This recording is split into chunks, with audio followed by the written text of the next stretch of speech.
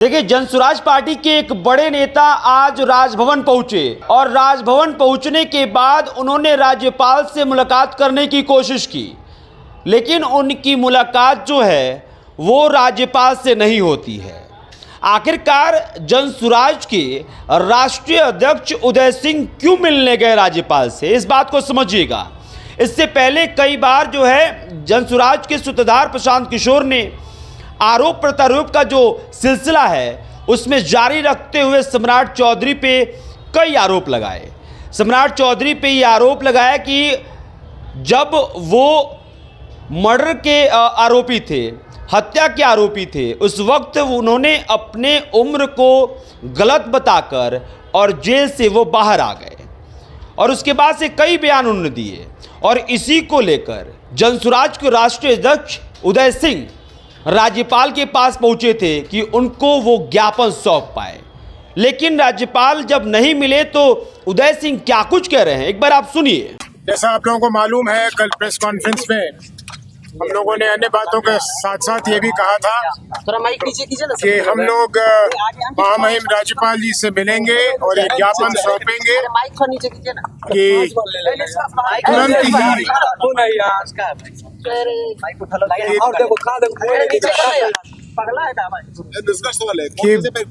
कि बिना विलंब के हमारे महामहिम राज्यपाल जी को हमारे राज्य के उप मुख्यमंत्री श्री सम्राट चौधरी जी पर एक्शन लेना चाहिए, उन्हें बर्खास्त करना चाहिए, क्योंकि जिस संगीन अपराध में वो फंसे हुए थे और जिस गलत ढंग से अपने उम्र को कम दिखाकर वो बाहर निकले हैं, ये हमारे संविधान के लिए एक मजाक बना हुआ है। और इसी संदर्भ में हम लोगों ने समय मांगा था महामहिम राज्यपाल जी से, समय हमें मिला था, लेकिन हमें बहुत खेद है कि अभी जब हम गए तो हमसे राज्यपाल जी नहीं मिले, लेकिन उनके जो मुख्य सचिव हैं या जो भी उन प्रधान सचिव हैं वो हमसे मिले। हम लोगों ने अपना ज्ञापन सौंप दिया। ज्ञापन के साथ साथ उन्हें एक प्रति वो भी दे दी जो पत्र हमने, जैसा कल कहा था, हमने आदरणीय प्रधानमंत्री जी को भी लिख के भेजा है। उनसे भी मांग किया है कि वो तुरंत इसकी जांच करवाकर जो उचित कदम है वो उठाएं। और जैसा हम लोगों ने कल कहा था, फिर उसे दोहरा दें कि अगर हमें निराशा प्राप्त होगी प्रधानमंत्री जी के यहाँ से और महामहिम के यहाँ से, तो फिर शीघ्र अतिशीघ्र हम लोग न्यायालय का दरवाज़ा भी खटखटाएंगे, क्योंकि ये बिहार के साथ ही नहीं, ये पूरे देश के साथ, हमारे देश के संविधान के साथ एक बहुत क्रूर मजाक है कि ऐसे व्यक्ति हमारे राज्य के उप मुख्यमंत्री बने हुए हैं। और हैरानी इस बात की है कि शायद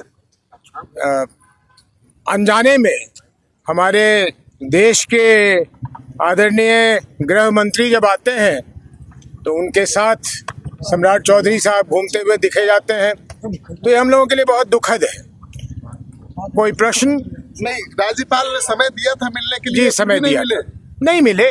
कोई बाध्यता होगी या उन पे कोई दबाव होगा, नहीं मिले, लेकिन कोई बात नहीं है, नहीं मिले फिर भी हम लोगों ने अपना जो ज्ञापन देना था दे दिया। और मुझे कोई संदेह नहीं, हमें कोई संदेह नहीं कि उन्हें वो ज्ञापन सौंप दिया जाएगा और उन्हें मौका मिलेगा कि उसमें जो लिखा हुआ है उसको वो पढ़े और पढ़ के जो उचित कार्रवाई है वो करे। नहीं करेंगे तो जैसा हमने कहा कि फिर हम न्यायालय का दरवाजा खटखटाएंगे। तो सबसे मिलते हैं, हम खास सबसे, आपसे क्यों नहीं मिले? चलिए, हो सकता है कि हम लोगों में कोई और ज्यादा खास बात हो कि नहीं मिलना चाह रहे हो, तो कोई बात नहीं है। ज्ञापन शिल्पीराज मामले को भी लेकर जी नहीं, ज्ञापन में हमने सिर्फ जो मांग किया है वो किया है। सरकार कुछ इस पे लेगी? इस सरकार से तो उम्मीद नहीं है, लेनी तो चाहिए, लेकिन हमें केंद्र की सरकार से बहुत भरोसा है, केंद्र की सरकार पर भरोसा है। और खास करके आदरणीय प्रधानमंत्री जी जो स्वच्छता की बात करते हैं हमेशा सार्वजनिक जीवन में, उन पे तो हमें बहुत भरोसा है कि वो कुछ ना कुछ कार्रवाई करेंगे। उनको भी ज्ञापन देंगे? उनको तो प्रधानमंत्री जी को भेज दिया जी। उदय जी, बीजेपी की ओर से आप एक आज आरोप लगाया गया आपकी उम्र को लेकर। 2004 के लोकसभा चुनाव और 2009 के बीच के जो अंतराल में आपकी उम्र 13 साल। शायद वो उसको मिलाना चाहते हो सम्राट चौधरी जी की उम्र से। तो मैं जरा साफ कर दूं कि हमारे यहाँ नियम ऐसा है कि जिस समय आप नामांकन भर रहे होते हैं तो वोटर लिस्ट में जो आपका नाम और उम्र होता है, चाहे वो सही या गलत, आपको उसी को लिखना पड़ता है। अगर उसे आप बदल देंगे तो आपका नामांकन रद्द कर दिया जाएगा। और अब ये ठीक है या गलत, लेकिन नियम ये है या प्रावधान ये है कि उस नामांकन पत्र के साथ आप कुछ संलग्न भी नहीं कर सकते हैं कि भाई मेरी उम्र इतनी है या इतनी है, उसको आप ठीक भी नहीं कर सकते। लेकिन उम्र कोई गलत लिखे, ज़्यादा बढ़ा के लिखे या कम लिखे, उसके पीछे कोई मोटिव होना चाहिए। तो उदय सिंह को 44 या 54 या 64 लिखने में उनके लिए कोई उसमें लाभ और हानि का सवाल नहीं था। मुझे कोई कॉम्पिटिटिव एग्जाम नहीं देना था जिसमें मैं अपना उम्र कम कर दूं तो मैं कॉम्पिटिटिव एग्जाम में बैठ जाऊं, या कहीं मुझे कुछ प्राप्त नहीं करनी थी। तो जो जिस समय वोटर लिस्ट में था वो मैंने नामांकन पत्र में दे दिया। अपने को नाबालिग साबित नहीं ना करना था। नहीं, नाबालिग साबित नहीं करना था, कहीं भी एडमिशन नहीं लेनी थी, कहीं जाना नहीं था और जेल से बाहर भी नहीं निकलना था। तो आपने सुना कि उदय सिंह क्या कुछ कह रहे हैं। उदय सिंह का कहना बिल्कुल साफ है कि अगर कोई भी एक्शन नीतीश कुमार नहीं लेते हैं या फिर राज्यपाल इस पर एक्शन नहीं लेते हैं तो फिर अगला जो कदम होगा वो कोर्ट की तरफ बढ़ाएंगे। और राजभवन में उन्होंने ज्ञापन सौंप दिया है। उन्होंने कहा कि मुझे उम्मीद है कि वो ज्ञापन जो है वो राज्यपाल तक पहुंचेगा।